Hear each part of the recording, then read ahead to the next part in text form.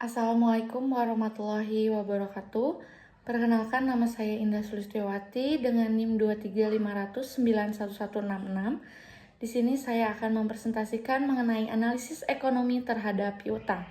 Tujuannya itu untuk menilai apakah manfaat memiliki piutang lebih besar atau lebih kecil dari biayanya. Apabila diperkirakan bahwa manfaatnya lebih besar, maka secara ekonomi pemilikan piutang tersebut dibenarkan. Setiap analisis ekonomi menyangkut perbandingan antara manfaat dan pengorbanan. Sejauh manfaat diharapkan lebih besar dari pengorbanan, suatu keputusan dibenarkan secara ekonomi. Adapun untuk pengukuran efisiensi piutangnya itu sendiri, untuk mengukur efisiensi piutang bisa digunakan dua ukuran, yaitu yang pertama ada tingkat perputaran piutang atau receivable turnover. Semakin tinggi tingkat perputaran piutang, semakin efisien piutang tersebut, atau semakin cepat piutang dibayar, semakin efisien. Dari receivable turnover itu sendiri, yaitu penjualan kredit dibagi rata-rata piutang. Dan yang kedua ada rata-rata terkumpulnya piutang atau average collection period. Kegiatan perencanaan penerimaan piutang menjadi uang tunai. Average collection period ini sendiri yaitu 360 receivable turnover. Untuk analisis kebijakan piutang itu sendiri, yaitu kebijakan pemberian piutang harus bisa menambah laba perusahaan. Hal tersebut dikarenakan di satu sisi volume penjualan diharapkan naik, tetapi dengan penjualan kredit akan menimbulkan investasi pada piutang, dan dana yang digunakan untuk investasi pada piutang tentu saja mempunyai biaya dana atau cost of capital.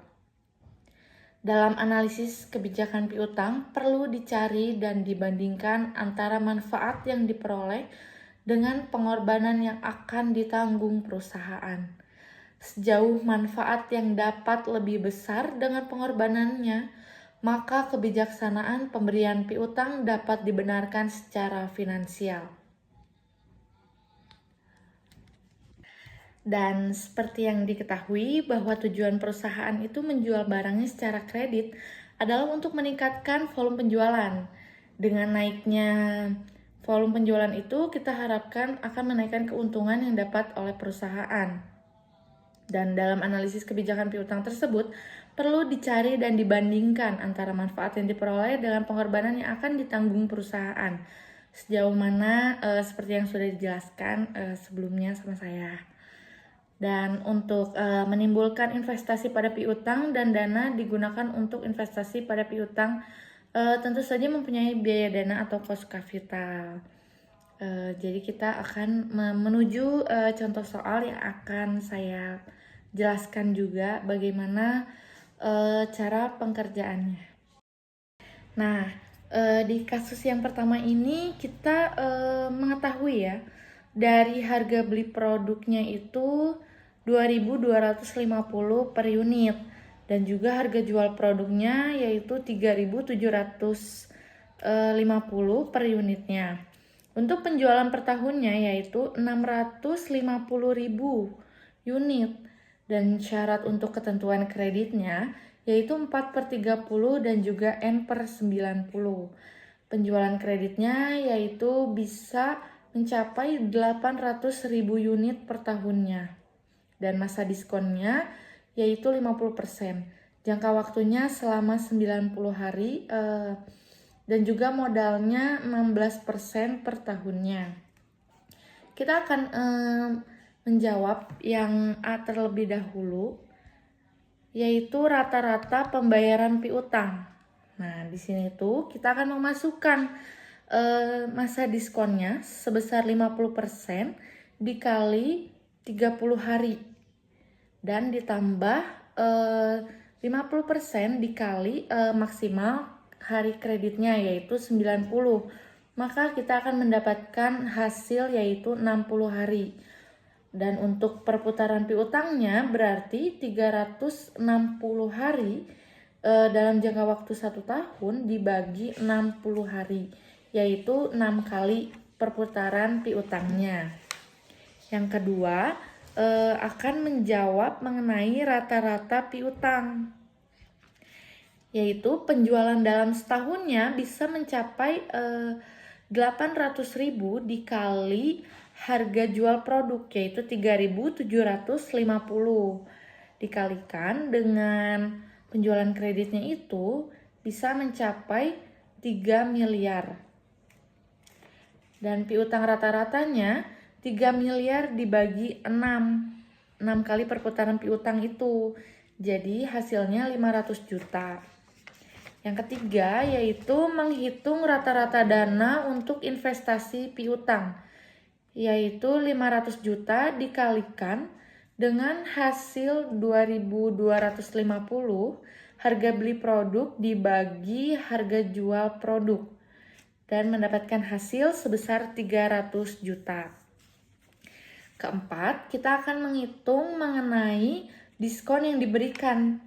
Diskon yang diberikan di sini itu 4/30, yang artinya 4% dalam jangka waktu 30 hari. Di diskon yang diberikan itu berarti 4% dikalikan masa diskon, yaitu 50% dikali 3 miliar, yang mendapati hasil yaitu 60 juta. Yang kelima, kita akan menghitung biaya modal yang ditanggung, yaitu sebesar 16% per tahunnya. Berarti 16% dikali 300 juta, yaitu hasil dari rata-rata dana untuk investasi piutang.